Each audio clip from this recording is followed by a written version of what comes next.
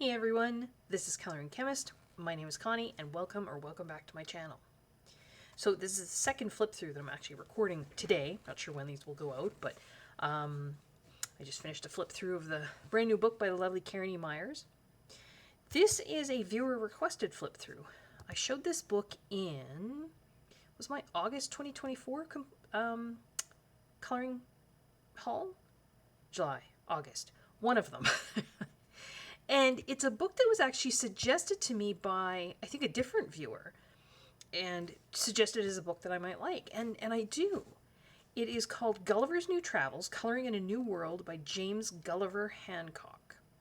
Now, Gulliver's Travels, of course, is a very famous classic novel.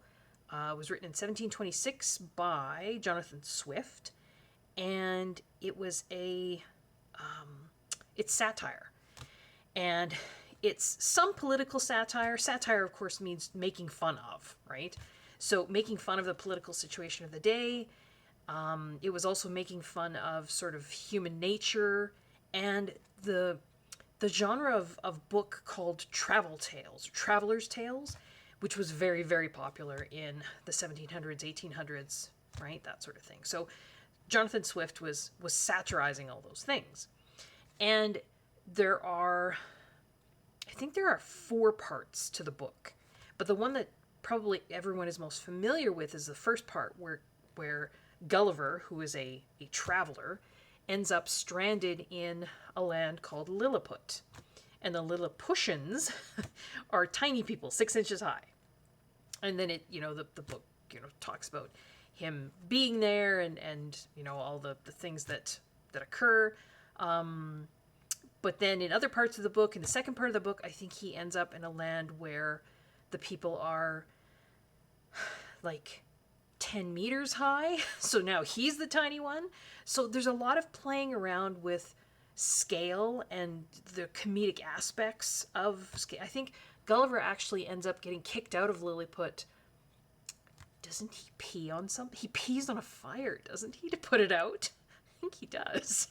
and then the Lilliputians get really mad and make him leave. No, wait, they're going to blind him. That's what it is.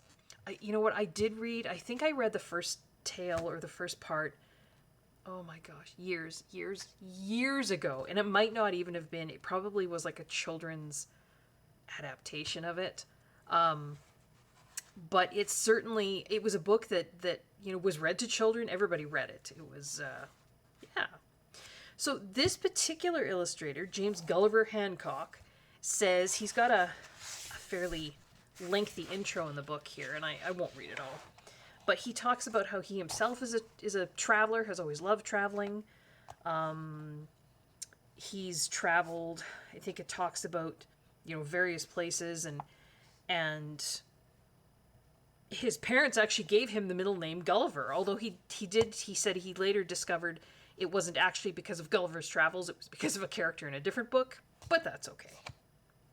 So yeah, he said he himself has always liked sort of the idea of keeping a travel journal, so this is just illustrations based on kind of his travels throughout his life. It doesn't come with a dust jacket, and it looks like it should, doesn't it? Because it's this craft paper kind of cover. But I specifically have, I actually have my filming lights off for the previous book that I was flipping, just because, so there wasn't too much of a glare, and I know it's kind of shadowy. But it shows this cover off, I think, quite well, too. Because under regular lighting, it just looks like craft paper cover with white. But it's not. The writing here is in white. But you can see all of this is like a silver foil, which is an interesting color choice. I don't know that I would have put silver foil on brown craft paper, but unless you sort of get the right kind of lighting, yeah, it kind of doesn't work, but I think it does. And then the back, that's all just white. You can see where it doesn't flash. I will give you the ISBN here. This is an older book. Oh, is that focusing? Camera might be having a hard time because I don't have lights on. If that's not focusing, just let me know. I will also try and put a link to purchase this book in the description box. But it is an older book. I don't think I got this secondhand. I did get it off of Amazon. I can't remember if it was a third-party seller or not. It's square. I would say it's about the size of a Joanna Basford, like a regular Joanna Basford book, not the Small Victories book. It was first published in 2016, and this is the UK edition. So, right, OUR. I think there was a US edition, OR, but I can't remember. I typically tend to like UK editions better. I like the paper better, which is why I think when I saw this, so this is published by Batsford Books. It says Pavilion Books on the back here too. That's probably why I grabbed the UK edition. I will see what kind of links I can include in the description box if anyone's interested. But yeah, like I say, a viewer had requested a flip through of this book, so I'm happy to oblige. So there's the introduction, and then we get into it. So he does say that he plays with that scale idea in the book. Sorry, I'll try and keep the shadows here to a minimum. So, you know, you've got this little person in a book. Here you've got art supplies and all kinds of things, but obviously the size is, he's playing with scale. Huge plants, teeny houses. There's a little dude riding a grasshopper. None of the people in here have faces.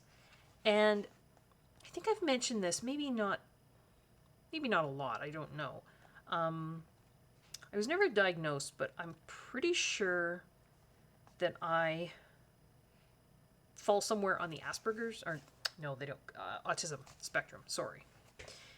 And faces in coloring books, the minute I see a face, I tend to just veer away from it. I don't want to color it. I don't know if that's an autism thing. I don't know what that is. But little people with no faces, don't bother me. It's odd. So this is a very detailed book. It's a very kind of almost folk art feel. Tiny guy with a bicycle here, huge plant. There's like skyscrapers within the plant. So again, playing with scale. Then we've got some almost kind of wallpapery kind of books. This has been a long day. I'm very tired. Wallpaper pages. Sorry.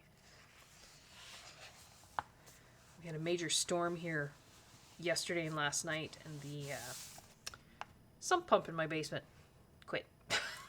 Sump pump is something we have here in Canada and the US. You might have them overseas too, I don't know. There's like a pit basically in your basement, and there's a pump in there, and then when the groundwater starts, rather I guess than seeping in through the concrete and flooding your basement, this pump is meant to pump the water out. And ours quit last night. Now we do have a battery backup, but yeah, it was just very stressful. So again, just lots of different, you've got mushrooms and all kinds of foliage here. Person with binoculars. Tiny airplane. There's a passport and a suitcase. Lots of area there for you to play around with backgrounds. Very Zen doodly. 2016, that was really the thing, wasn't it? A lot of that kind of Zen doodle stuff. Like I've said before, though, and I think I've shown in pictures that I've colored, you can ignore it, right? If I didn't want to, for example, to me this looks like it could be a bowl of salad or something. If I wanted to ignore all of the lines here, I could just ignore them and just color it as though it's one solid shape. So yeah, if you have a book and you like sort of the shape of the line work, you just are not a fan of all the Zen doodliness, just ignore it. Lots of tiny people. Yeah, again, just having fun playing with scale. This, of course, is all this tininess, and you look in here and you assume that it's kind of an open space. Maybe it's a park in the middle of the city, but if you follow it through to the end, it's a hand. Right? So it's a giant hand. Maybe that's Gulliver's hand, and these are all the Lilliputians. Pretty sure that's how you pronounce it. People of Lilliput. Again, somebody sitting, great big foot, tiny city.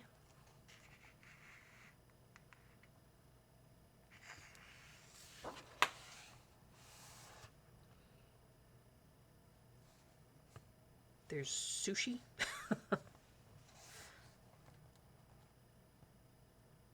Are these shoes? I think so. Maybe? Yeah, they would be shoes. Because there's the heel. There's a little tab to, I guess, pull them on. The tie. This is almost, it feels very small victories, right? You've got little individual houses here. This obviously predates small victories by a number of years. Jonathan Swift wrote Gulliver's Travels in 1726. That's almost 300 years ago, right? It's 2024 right now when I'm recording this. That's very tiny. See, I love tiny details. I know a lot of people don't, but... And the paper in here, sorry, I didn't even comment on the paper. It's very smooth, and it's pretty thick. This, it feels... Back in 2016, it was, I think that was like kind of the heyday of adult coloring, wasn't it?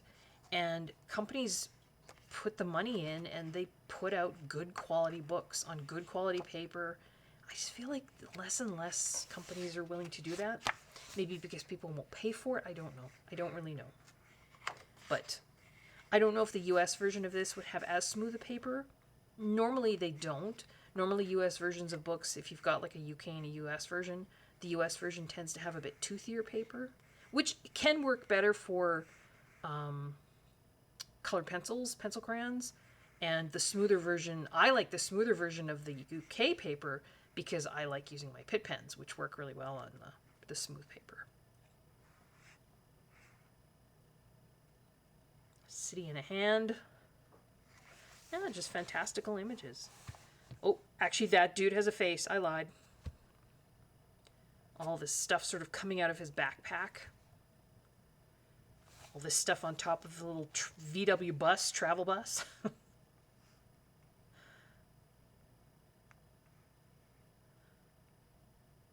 There's even an alien skull. All kinds of stuff in there. A guitar.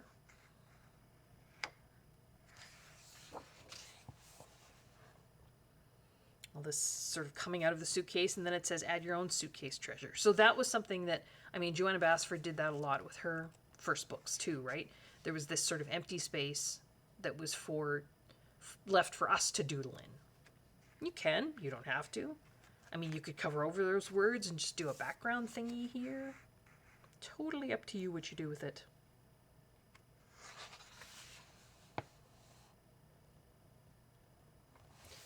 Got a moped and an octopus. The octopus is kind of almost surrounding the buildings. Sailing ship and a great big hand.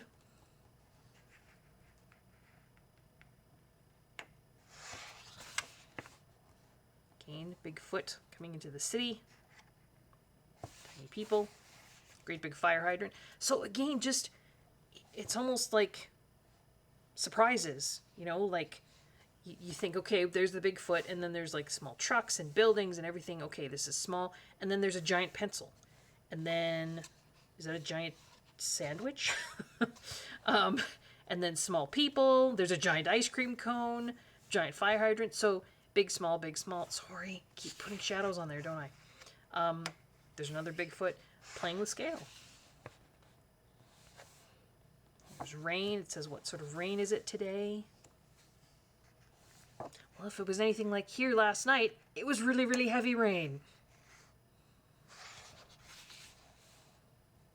It says fill the sky with clouds. You've got some airliners there. Got another scene over here. Big coffee cups, small buildings. Giant bird. It's cool. It has like pipes and industrial kind of feel to it. With buildings and what have you. very fantastical, right? Looks like a giant Starbucks cup. Is it pumpkin spice season? I don't drink coffee, so I don't know. It does feel like chai tea season, though. And I know chai actually means tea, doesn't it? So really, if you say chai tea, you're saying tea tea. You probably should just call it chai, but it's a spiced tea, right? And I love spiced tea. Fruit cellar cart. Tiny little dude there. Probably should have broken the spine. The images do go right into... Let's see if I can actually. Hold on. The images go right into the spine. So often what I'll do with a book like this... I will come back to that page, but I try and find... We're almost at the middle here. Try and find the middle somewhere. And then I will... I know this might be... Some of you might be thinking, ah! But it is stitch bound. So... I don't have to worry so much about the book falling apart. You know, it shouldn't. There. Now I'm not fighting with the spine anymore. I don't know that I would do that on a non-stitch bound book. that might be asking for trouble. There, that's where he left off. Big hand again.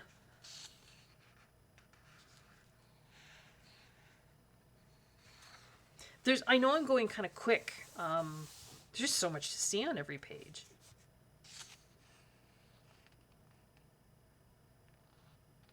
Like giant vases of flowers, but then you've got like the cityscape in the background, tiny little vehicles, coffee pot. Some pages look kind of Eastern. Like that almost had an Eastern kind of feel to it. Maybe. Maybe it's just like that almost felt kind of Russian. Some of them have like little palm trees, so it feels more tropical. This is a train. You can see here on tracks just going through, like, I don't know if these are trees or mountains.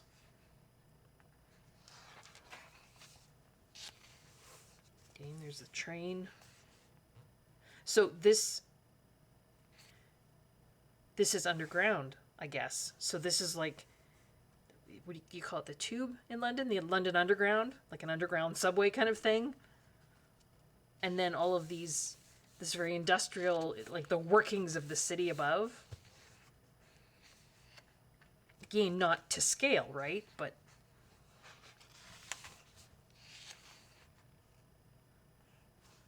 there's a tractor. Some farming. So I don't know if this is supposed to sort of represent, if you've ever seen farmland from the air, it tends to look like that, right? It looks like someone's just taken different colored scraps of material and laid them out in a grid. It's very cool. Lots of gears, again, looks very industrial, kind of mechanical. It's coming out of the hood of the car. Maybe the car's broke down, I don't know. Whoever this fellow is, he has an amazing imagination.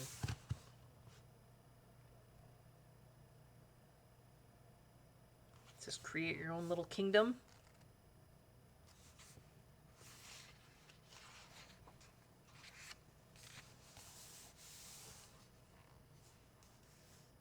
On a turtle.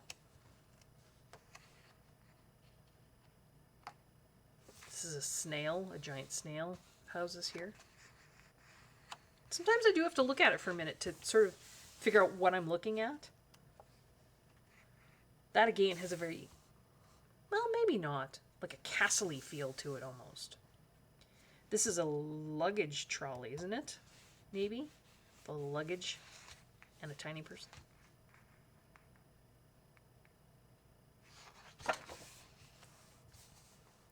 Many people riding bugs.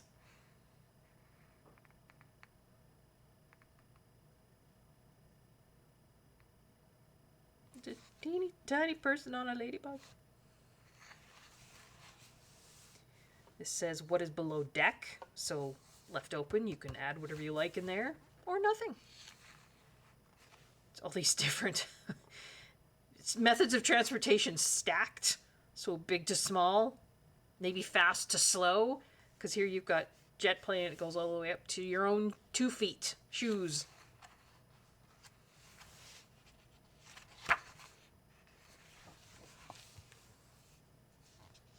It's like a stylized kind of earth, right? With all the buildings coming off.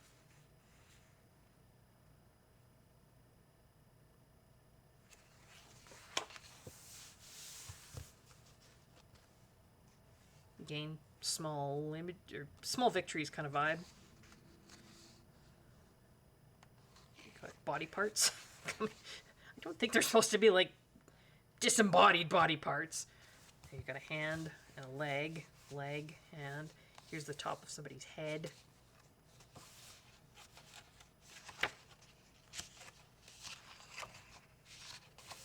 This says build your own bustling town. The print quality is very good. I mean, like, there's black here. I don't know if that's a doorway, but I mean, it's black. I didn't color that. That's printed on.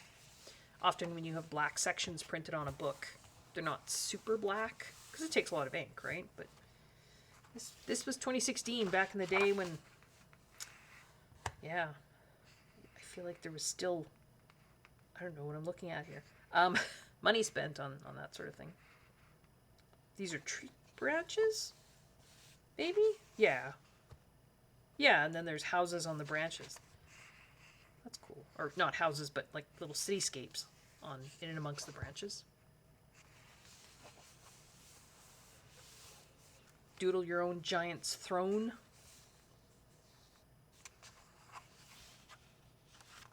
So now I remember part 2 of Gulliver's Travels. He was the little one, and he was in the land of giants. What's the giant land? The small land was Lilliput.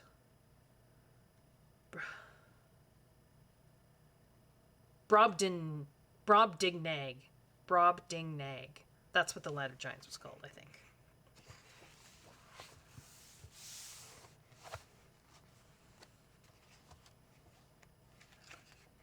Roofscape person. I think just the coloring these pages, there'd be so much to discover. This feels like it's a mountainous kind of scene, maybe. There's somebody's legs. It says, draw your own mountain monuments. Areas like that, I like to use stamps because I can't draw. So, I mean, use a stencil to put some kind of background in, and then if you've got, like, stamps, if you're a card maker, or if you've got little scene stamps, just put florals. Birds carrying cages. I think that must be a comment on something. Instead of being the people. The people are in the cages, and the bird is carrying the cage. That's got to be commentary of some kind.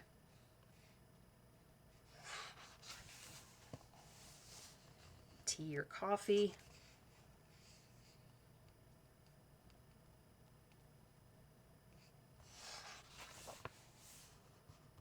Stuff sort of coming out of the camera lens.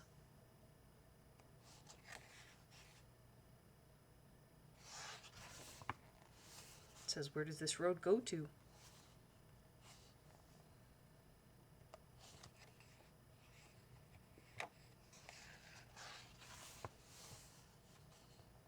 Riding on a flying pencil.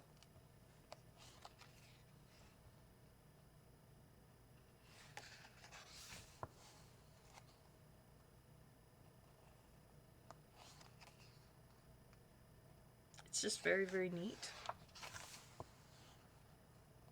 Acknowledgements. He thanks his parents. Oh, he says, ironically, it says, thanks to my parents for giving me such an interesting name. Ironically, I hated it as a child and actually changed Gulliver to Jack. But I changed it back and now feel lucky to have such an interesting moniker. I passed on the legacy and the wide-eyed travel spirit to my son. Aw. Thanks to you, Quinn Gulliver Hancock. And thanks for sleeping in all those strange places across the world with us. Remember when you slept in a cupboard in Los Angeles? Also, thanks also to my wife, Lena Kripak, for being such a great traveling companion, and all the people who have invited me into their homes and had me stay with them all across the world. That's nice. And that's it. So that was a flip of James Gulliver Hancock, Gulliver's New Travels, Coloring in a New World. Like I say, I'll try and find some links to put in the description box for you below if I can. And the way I always end, if you like what you're seeing on my channel, consider hitting the like button, subscribing, leaving me a comment, letting a friend know that you found a channel that you like. They might like it too. I hope everyone is safe, I hope everyone is well, and I hope everyone is enjoying their coloring. Till next time, folks, take care. Bye-bye.